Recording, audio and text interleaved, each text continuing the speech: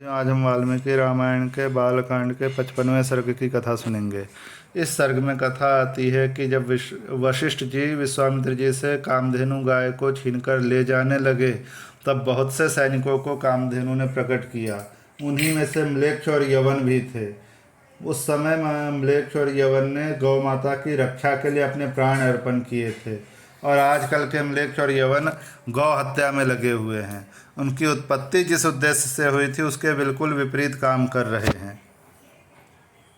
और इसके बाद जब विश्वामित्र जी वहाँ से हार कर चले गए, तो उन्होंने अपने सबसे छोटे पुत्र को राजा बनाकर स्वयं महादेव की तपस्या करने चले गए, और महादेव से वरदान पाकर फिर वशिष्ठ जी के आश्रम में आकर वहाँ हाहाकार मचा दिया। तो चलिए अब 55वें सर्ग की कथा सुनते हैं।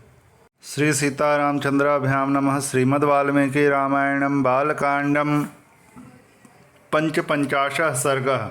अपने 100 पुत्रों और सारी सेना के नष्ट हो जाने पर विश्वामित्र का तपस्या करके महादेव जी से दिव्यास्त्र पाना तथा उनका वशिष्ठ के आश्रम पर प्रयोग करना, एवं वशिष्ठ जी का ब्रह्मदंड लेकर उनके सामने खड़ा होना।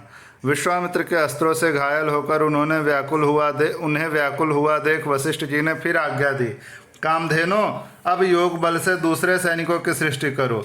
तब उस गौ ने फिर हुंकार किया। उसके हुंकार से सूर्य के समान तेजस्वी काम्बोज उत्पन्न हुए। थन से शस्त्रधारी बर्बर प्रकट हुए। योनि देश से यवन और शक्र देश से गोबर के स्थान से शक उत्पन्न हुए।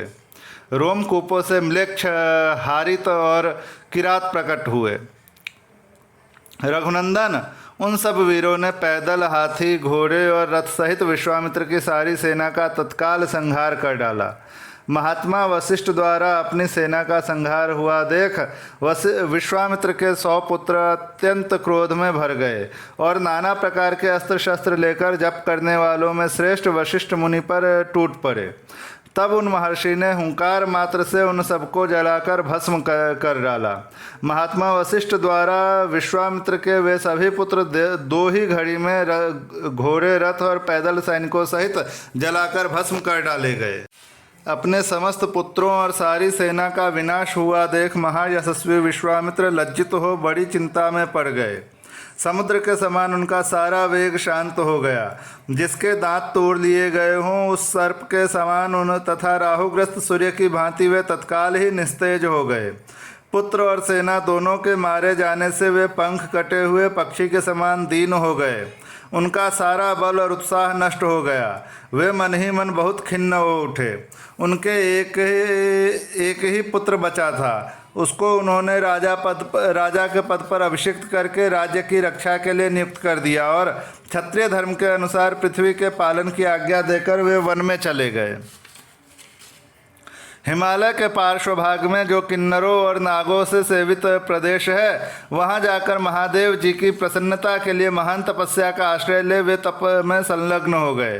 कुछ काल के पश्चात वरदायक देवेश्वर भगवान वृषभध्वज शिव ने महामुनि विश्वामित्र को दर्शन दिया और कहा, राजन, किस लिए तप करते हो? बताओ, क्या कहना चाहते हो? मैं तुम्हें वर देने के लिए आया हूँ। तुम्हें जो वर पाना अभिष्ट हो उसे कहो।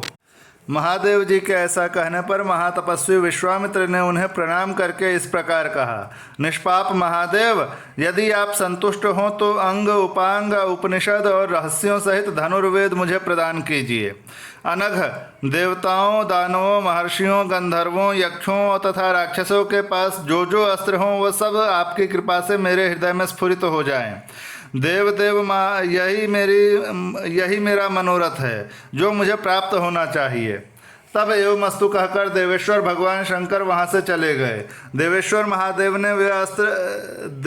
महादेव से वे अस्त्र पाकर महाबली विश्वामित्र को बड़ा घमंड हो गया। वे अभिमान में भर गए। जैसे पूर्णिमा को समुद्र बढ़ने लगता है, उसी प्रकार वे पराक्रम द्वारा अपने को बहुत बढ़ा चढ़ा मानने लगे। श्री राम, उन्होंने मुनिश्रेष्ठ वशिष्ठ को उस समय मरा हुआ ही समझा। फिर तो वे पृथ्वीपति विश्वामित्र वशिष्ठ के आश्रम पर जाकर भांति भांति के अस्त्रों का प्रयोग करने लगे, जिनके तेज से वह सारा तपोवन दग्ध होने लगा।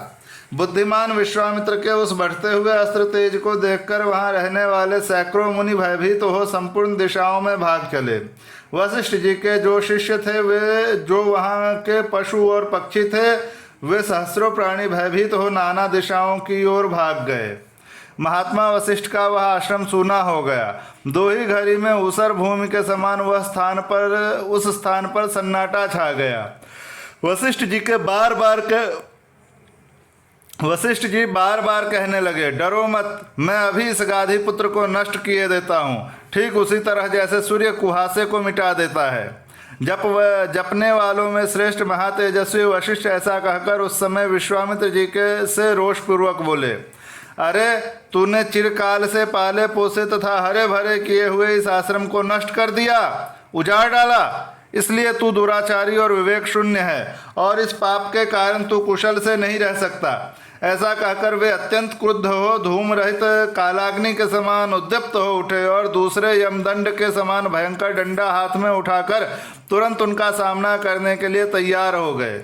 इस प्रकार श्री वाल्मीकि निर्मित आर्ष रामायण आदि काव्य के बालकांड में 55वां सर्ग पूरा।